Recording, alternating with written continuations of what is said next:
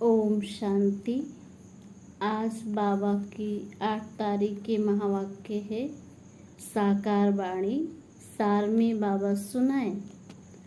मीठे सेंसिबल बच्चे, सदा याद रखो कि हम अविनाशी आत्मा हैं। हमें अब बाप के साथ पहले तबके यानी फ्लोर में जाना है। प्रश्न: कौन सी मेहनत तुम हर एक बच्चे को अवश्य करनी है?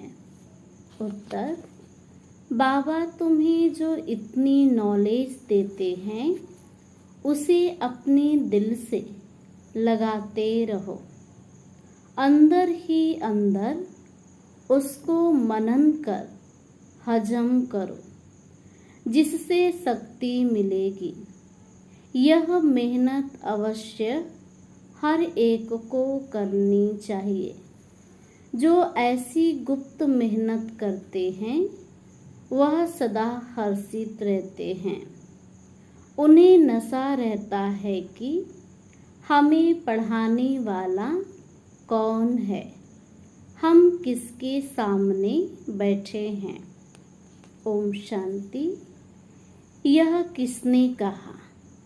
2 बार कहते हैं ओम शांति, ओम शांति। एक शिव बाबा ने कहा, एक ब्रह्मा बाबा ने।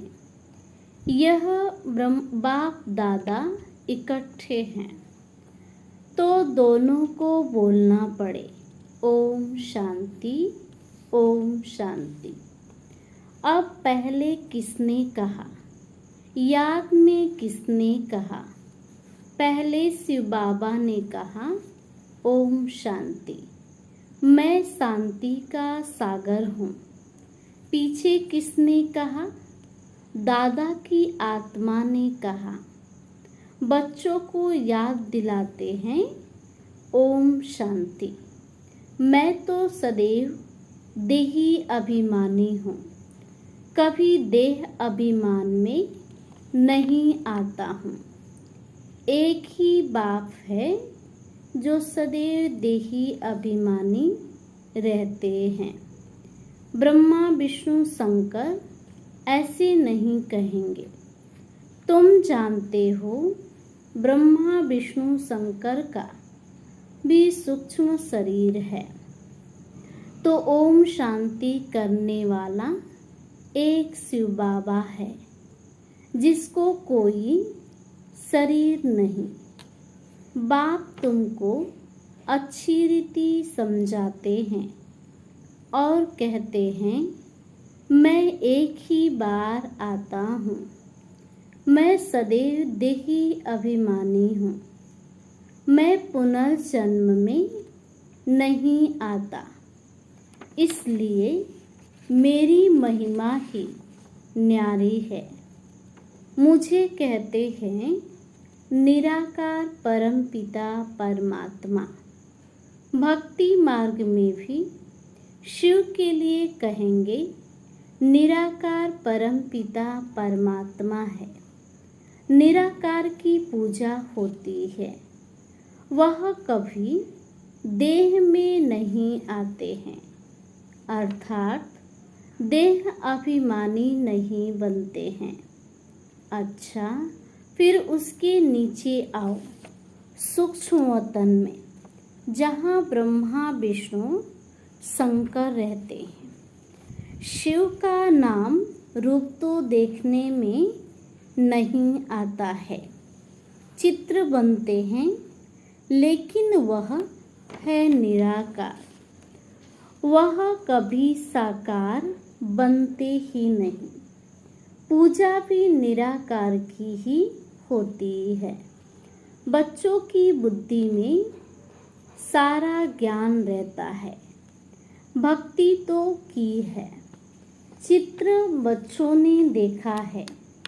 तुम जानते हो सतयुग त्रेता में न चित्रों की भक्ति होती न विचित्र की। बुद्धि में आता है परम पिता परमात्मा विचित्र है। उसका न सूक्ष्म न स्थूल चित्र है। उसकी महिमा गाई जाती है। दुख हरता सुख करता पतित पावन। तुम और किसी के चित्र को पतित पावन नहीं कहेंगे। कोई भी मनुष्य नहीं जिनकी बुद्धि में यह बात हो। ब्रह्मा विष्णु शंकर है सूक्ष्मतन वासी। पहला तबका फिर दूसरा तबका, ऊंच ते ऊंच मूल वतन। उस तबके में रहने वाला है परम पिता परमात्मा। सेकंड नंबर तबके में सूक्ष्म शरीर वाले, थर्ड तबके में स्थूल शरीरधारी हैं। इसमें मूझना नहीं है। यह बातें सिवाय परम पिता परमात्मा के कोई समझा नहीं सकता है। ऊपर में सृष्टि है आत्माओं की। उसको कहा जाता है निराकारी दुनिया। हम सब आत्माओं की दुनिया, इनकॉर्पोरियल वर्ल्ड। फिर हम आत्माएं कॉर्पोरियल वर्ल्ड में आती है। वहाँ है आत्माएं, यहाँ है जीव आत्माएं। यह बुद्धि में रहना चाहिए। बरोबर हम निराकारी बाबा के बच्चे हैं। हम भी पहले निराकार बाप के पास रहते थे। निराकारी दुनिया में ही आत्माएं रहती है जो अभी तक पाठ बजाने लिए आते रहते हैं। साकार में वहाँ हो गया निराकार बाप का वतन। हम आत्मा हैं, यह नशा होना चाहिए। अविनाशी चीज का नशा रहना चाहिए। विनाशी चीज का थोड़ी होना चाहिए। देह के नशे वालों को देह अभिमानी कहा जाता है। देह अभिमानी अच्छे व आत्मा अभिमानी अच्छे। सेंसिबल कौन? आत्मा अभिमानी। आत्मा ही अविनाशी है। देह तो विनाशी है। आत्मा कहती है हम 84 देह लेते हैं। हम आत्मा परम धाम में बाप के साथ रहने वाली है। वहाँ से आते हैं यहाँ पाठ बजाने। आत्मा कहती है ओ बाबा, साकारी सृष्टि में है साकारी बाबा। निराकारी सृष्टि में निराकार बाबा। यह तो बिल्कुल सहज बात है। अब ब्रह्मा को कहते हैं प्रजापिता ब्रह्मा। सो तो यहाँ ठहराना। वहाँ हम आत्माएं सब एक बाप के बच्चे ब्रदर्स हैं। बाप शिव के साथ रहने वाले हैं। परमात्मा का नाम है शिव। आत्मा का नाम है शालिग्राम। आत्मा का भी रचयिता चाहिए ना। दिल में हमेशा बातें करते रहो। जो ज्ञान मिला है वह अपने दिल से लगाने के लिए मेहनत करनी है। आत्मा ही विचार करती है। पहले पहले तो यह निश्चय करो कि हम आत्मा बाप के साथ रहने वाले हैं। हम उनके बच्चे हैं तो जरूर वर्षा मिलना चाहिए। यह भी तुम जानते हो कि यह जो आत्माओं का झाड़ है उनके पहले जरूर बीज होता है। जैसे सिजरा बनाते बड़ा बाप, फिर उनसे 2-4 बच्चे निकले, फिर उनसे और निकलते, 1-2 वृद्धि को पाते पाते झाड़ बड़ा हो जाता है।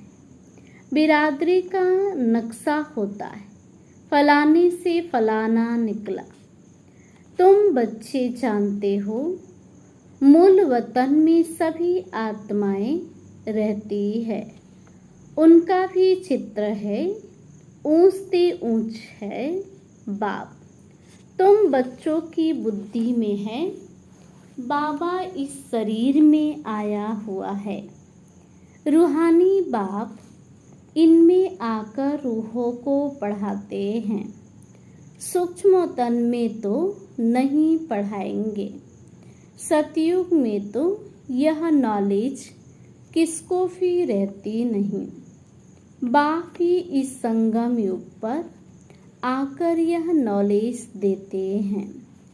इस मनुष्य सृष्टि रूपी झाड़ की नॉलेज कोई को है नहीं। कल्प की आयु ही बहुत बड़ी लिख दी है। अभी बाप तुमको समझाते हैं, बच्चे अभी तुमको फिर घर चलना है। वह है आत्माओं का घर।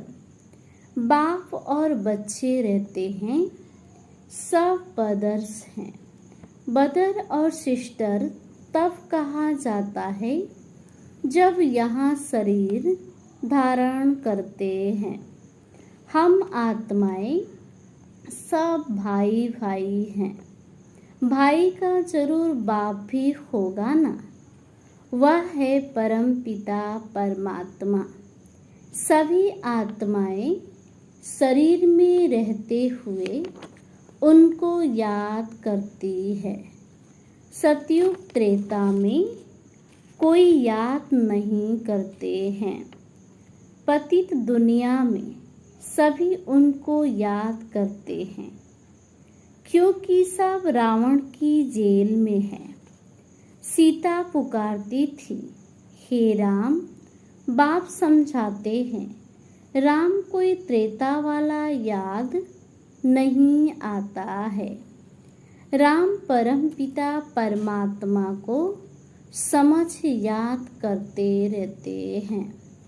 आत्मा पुकारती है, अभी तुम जानते हो, आधा कल्प फिर हम किसको पुकारेंगे नहीं, क्योंकि सुखधाम में रहेंगे। इस समय बाप ही समझाते हैं, दूसरा कोई जानते ही नहीं। वह तो कह देते हैं कि आत्मा सो परमात्मा, आत्मा परमात्मा में लीन हो जाती है। बाप समझाते हैं, आत्मा तो अविनाशी है, एक भी आत्मा का विनाश नहीं हो सकता। जैसे बाप अविनाशी, वैसे आत्मा भी अविनाशी है। यहाँ आत्मा पतित तमो प्रधान बनती है, फिर बाप सतो प्रधान पवित्र बनाते हैं। सारी दुनिया को तमो प्रधान बनना ही है, फिर सतो प्रधान बनना है। पतित दुनिया को पावन बनाने बाप को आना पड़ता है। उनको कहते ही हैं गॉड फादर। बाप भी अविनाशी है, हम आत्माएं भी अविनाशी है।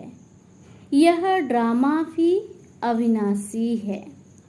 तुम बच्चे जानते हो कि यह वर्ल्ड की हिस्ट्री ज्योग्राफी कैसे रिपीट होती है। इन चारों युगों में हमारा पाठ चलता है। हम सूर्यवंशी फिर चंद्रवंशी बनते हैं।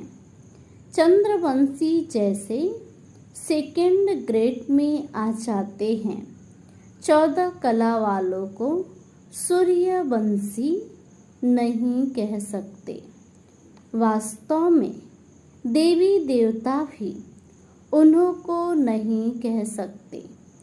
देवी देवता संपूर्ण निर्विकारी 16 कला संपूर्ण को कहा जाता है। राम को 14 कला संपन्न कहेंगे। तुम्हारे ही 84 जन्मों का हिसाब समझाया जाता है। नई चीज फिर पुरानी होती है तो वह मजा नहीं रहता है।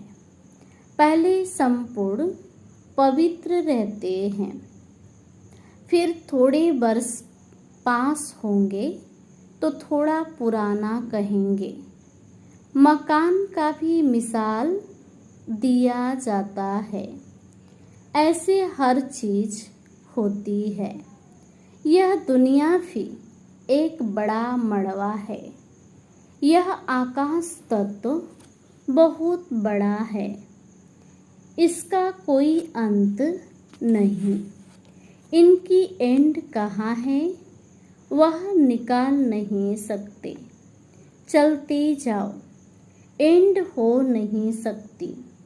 ब्रह्म महतत्व की भी कोई एंड हो नहीं सकती। यूँ साइंस वाले कितनी कोशिश करते हैं एंड देखने की, लेकिन जा नहीं सकते, अंत पा नहीं सकते। ब्रह्म तत्व बहुत बड़ा बेअंत है। हम आत्माएं बहुत थोड़ी जगह में रहती है। यहाँ बिल्डिंग आदि कितनी बड़ी बड़ी बनाते हैं। स्पेस धरती की बहुत बड़ी है। खेती आदि भी तो चाहिए ना। वहाँ तो सिर्फ आत्माएं रहती है। आत्मा शरीर बिगर कैसे खाएगी। वहाँ तो अभोक्ता है। खाने व भोगने आदि की कोई चीज होती नहीं। बाप समझाते हैं, यह ज्ञान तुम बच्चों को एक ही बार मिलता है, फिर कल्प बाद तुम बच्चों को दिया जाता है। तो यह नशा होना चाहिए। हम देवता धर्म वाले थे। तुम कहते हो बाबा आज से 5000 वर्ष पहले हम आपके पास आए थे शूद्र से ब्राह्मण बनने। अब फिर हम आपके पास आए हैं। वह निराकार होने के कारण तुम कहेंगे दादा पास आए हैं। बाप ने इसमें प्रवेश किया है। बाप कहते हैं जैसे तुम आरंगन से लेपाट बजाते हो, वैसे ही मैं भी आरंगंस का आधार लेता हूँ। नहीं तो मैं पाठ कैसे बजाऊं। शिव जयंती भी मनाते हैं। शिव तो निराकार है, उनकी जयंती कैसे हुई। मनुष्य तो एक शरीर छोड़ दूसरा लेते हैं। बाप कहते हैं मैं कैसे आकर तुम बच्चों को राजयोग सिखाऊं। मनुष्य से देवता बनाने के लिए राजयोग बाप ही आकर सिखाते हैं। मुझे ही पतित पावन ज्ञान का सागर कहते हैं। मुझे झाड़ के आदि मध्य अंत का मालूम है। तुम बच्चे समझते हो बाबा इनमें प्रवेश कर हमको सब नॉलेज समझाते हैं। ब्रह्मा विष्णु शंकर के पाठ को भी समझाना चाहिए। बाप को तो समझा है कि वह पतित पावन है। हर एक की महिमा अलग अलग ड्यूटी अलग अलग होती है। प्रेसिडेंट, प्राइम मिनिस्टर आदि बनते हैं। आत्मा कहती है, यह मेरा शरीर है, मैं प्राइम मिनिस्टर हूँ। आत्मा शरीर के साथ न हो तो बोल न सके। शिव बाबा भी है निराकार, उनको भी बोलने के लिए कर्म इंद्रियों का आधार लेना पड़ता है, इसलिए दिखाते हैं मुख से गंगा निकली। अब शिव तो है बिंदी, उनको मुख कहाँ से आया, तो इसमें आकर बैठते हैं, उससे ज्ञान गंगा बहाते हैं। बाप को ही सब याद करते हैं, हे पतित पावन आओ, हमको इस दुख से छुड़ाओ। वही बड़े ते बड़ा सर्जन है, इसमें ही पतितों को पावन बनाने का ज्ञान है। सर्व पतितों को पावन बनाने वाला एक सर्जन है। सतयुग में सब निरोगी होते हैं। यह लक्ष्मी नारायण सतयुग के मालिक हैं। इसको ऐसे कर्म किसने सिखाए जो ऐसे निरोगी बने। बाप ही आकर श्रेष्ठ कर्म सिखाते हैं। यहाँ तो कर्म ही कूटते रहते हैं। सतयुग तो ऐसे नहीं कहेंगे, सतयुग में ऐसे नहीं कहेंगे कि कर्म ऐसे हैं। वहाँ कोई दुख रोग होता नहीं। यहाँ तो एक दो को दुख ही देते रहते हैं। सतयुग त्रेता में दुख की बात होती नहीं। जो कहा जाए कि यह कर्मों का भोग है। कर्म अकर्म विकर्म का अर्थ कोई समझ ही नहीं सकते हैं। तुम जानते हो हर एक चीज पहले सतो प्रधान फिर सतो रजो तमो बनती है। सतयुग में 5 तत्व भी सतो प्रधान रहते हैं। हमारे शरीर भी सतो प्रधान प्रकृति के होते हैं। फिर आत्मा की 2 कला कम होने से शरीर भी ऐसे बनते हैं। सृष्टि की भी 2 कला कम हो जाती है। यह सब बाप ही बैठ समझाते हैं, दूसरा कोई समझा न सके। अच्छा, मीठे मीठे सिकिल्दी बच्चों प्रति माता पिता बाप दादा का याद प्यार और गुड मॉर्निंग। रूहानी बाप की रूहानी बच्चों को नमस्ते। धारणा के लिए मुख्य सार। अभी से ही बाप की श्रीमत पर ऐसे श्रेष्ठ कर्म करने हैं जो फिर कभी कर्म कूटने न पड़े, अर्थात कर्मों की सजाएं न खानी पड़े। दूसरा, किसी भी विनाशी चीज का नशा नहीं रखना है। यह देह भी विनाशी है, इसका भी नशा नहीं रखना है। सेंसिबल बनना है। वरदान है, फरमान की पालना द्वारा सर्व अरमानों को खत्म करने वाले माया प्रूफ भव। फरमान की पालना द्वारा सर्व अरमानों को खत्म करने वाले माया प्रूफ भव। स्पष्टीकरण में है, अमृत बेले से लेकर रात तक दिनचर्या में जो भी फरमान मिले हुए, उसी प्रमाण अपनी वृत्ति, दृष्टि, संकल्प, स्मृति, सर्विस और संबंध को चेक करो। जो हर संकल्प, हर कदम फरमान को पालन करते हैं, उनके सब अरमान खत्म हो जाते हैं। अगर अंदर में पुरुषार्थ का, वहाँ सफलता का अरमान भी रह जाता है, तो जरूर कहाँ न कहाँ कोई न कोई फरमान पालन नहीं हो रहा है। तो जब भी कोई उलझन आए तो चारों ओर से चेक करो, इससे माया प्रूफ स्वतः बन जाएंगे। आज का स्लोगन, अपनी सूक्ष्म कमजोरियों का चिंतन करके उन्हें मिटा देना, यही स्वचिंतन है। अपनी सूक्ष्म कमजोरियों का चिंतन करके उन्हें मिटा देना, यही स्वचिंतन है। अच्छा, ओम शांति।